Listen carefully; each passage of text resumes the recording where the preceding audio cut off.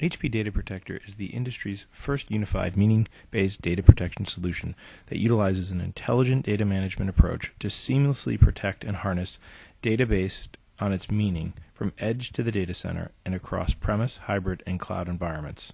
With more than 44,000 customers worldwide and nearly half of the Global 500, they rely on HP Data Protector software to protect their critical applications and data. From this single pane of glass, HP Data Protector allows to control both your on-premise backup and recovery and your off-site cloud-based data protection needs.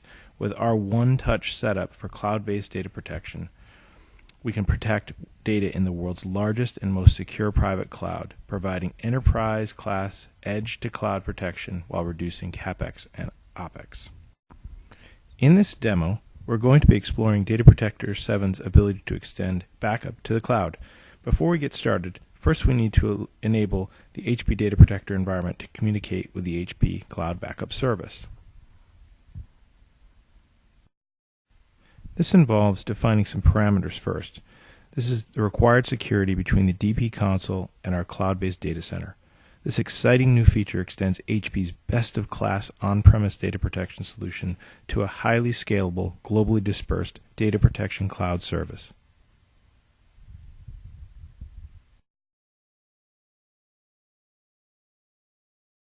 Now let's configure a policy to remotely protect a Windows server.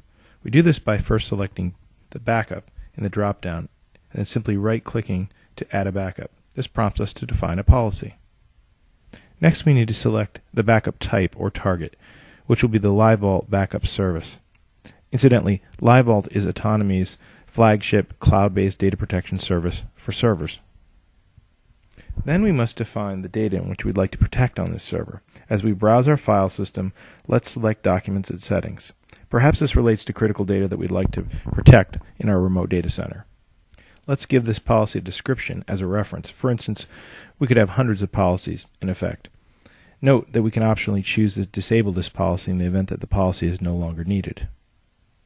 We'll choose to keep this policy enabled and hit Next to continue.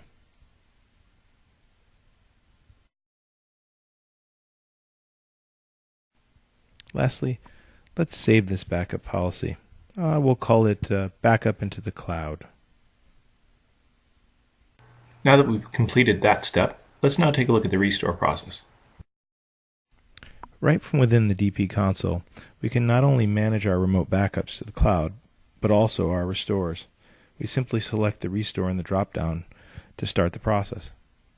This leads us to the restore interface within our integrated cloud backup inside DP console.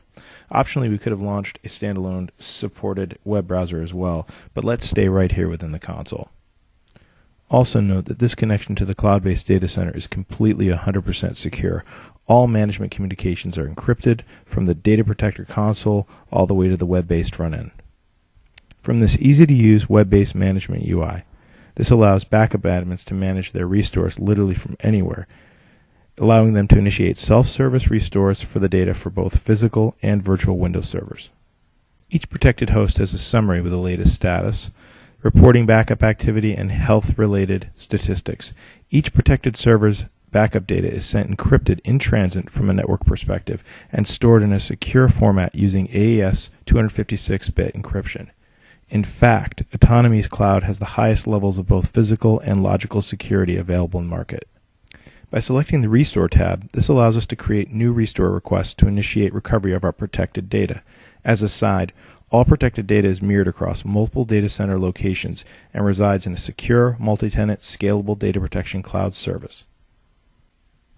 After selecting our restore, the system prompts us to either restore from the internet or via Media Restore device. This is a device that the cloud service provider has configured and shipped locally to the physical data center location where your servers may reside. But let's select the default here and proceed. As we proceed with our restore request, we can create a new one or simply browse a pre-existing policy filter, which specifies data previously backed up to the cloud. We're presented with a navigation that allows us to select the data in question and restore based on our latest version or previous versions in time. Let's select the Documents and Settings folder that we previously backed up. Before we end our restore request and initiate our recovery, we can see a summary with full detail of the activity, which is logged and provides an audit trail for future backup and related reporting. Once this final step has been completed, the backup admin can easily leverage this restore data to meet their business demand or request. This new and exciting feature brings the power and simplicity of cloud to the traditional data center. HP Data Protector's Cloud Backup feature leverages Autonomy's 14 global data center locations with over 50 petabytes under management today worldwide and growing. Thank you for taking the time today to view our demo of HP Data Protector's integrated cloud backup. For more information about this feature and HP Data Protector 7, please go to imhub.autonomy.com.